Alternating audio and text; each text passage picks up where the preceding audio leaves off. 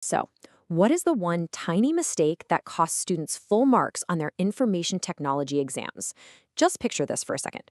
You walk into the exam room, you've got the textbook completely memorized, you see a question on data basics, and you write down exactly what you studied. You're feeling super confident, but when the results come back, that perfectly memorized concept scores absolutely 0 marks. Take a look at this flawed answer, because this is a classic example of that devastating exam room scenario. Validation checks if data is sensible. Now, it's technically correct, isn't it? But as an exam response, this completely context-free answer scores 0 out of 4 marks. It creates an instant grade boundary risk. Why? Because you're giving a generic dictionary definition to an examiner who is actually testing your applied reasoning.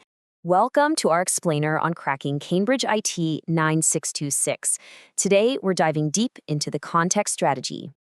All right, section 1, the costly exam mistake. Context is king. That costly mistake really just comes down to one simple rule. Knowing the vocabulary of IT is only step 1. Step 2, and this is where the marks actually live, is adapting that vocabulary to the specific scenario.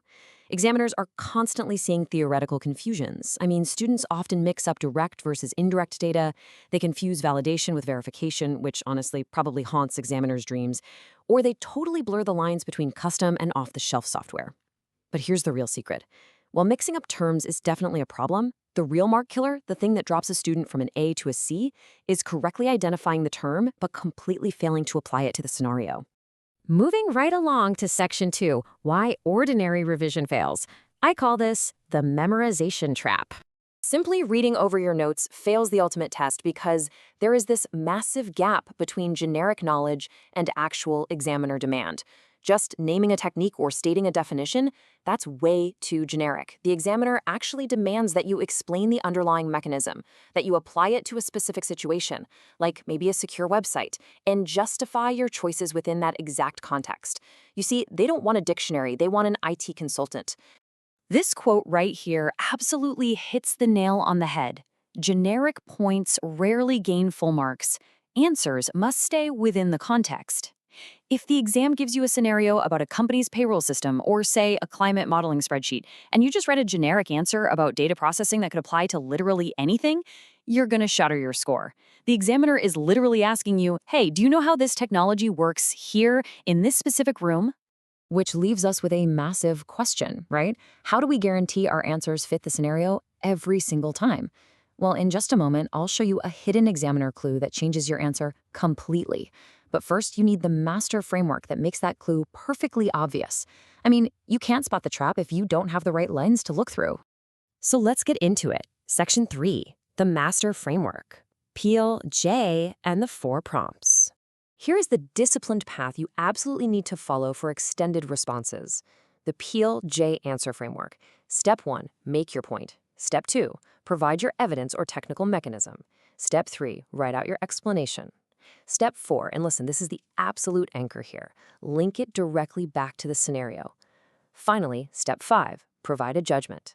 This structure exactly mirrors the way Cambridge actually awards marks. It prevents you from leaving any money on the table. And to fuel that framework, you need a highly reliable memory structure. Check out these 4 practical checkpoint prompts. 1, what is it? 2, how does it work? 3, where is it used? And 4, why is it better or worse than the alternatives? If you're studying for your IT exam and you can answer these 4 prompts out loud for any given topic, you're ready. The topic is locked in for exam use. But if you can't, you definitely need to go back to the source material. Okay, let's test this out. Section 4, spot the error challenge, the payroll scenario. Let's put this into practice and see if you can spot the trap. Here are the exact parameters of the challenge. The scenario is a company payroll system. The question, explain why validation is needed. Notice they didn't just ask, what is validation? No, they anchored it to a payroll system. That is your battlefield for this specific question. Now, read this flawed student answer with me. Validation is needed to ensure the data entered is reasonable, preventing errors in processing. Based on our PELJ framework we just talked about, I want you to mentally spot the fatal missing ingredient here. It sounds smart, right? It's got good vocabulary, but what is completely absent from this response? Let's fix it. Section 5, the top band transformation. Time for some examiner-style correction. Let's grab our imaginary red pens. The flawed answer on the left simply says it ensures data is reasonable.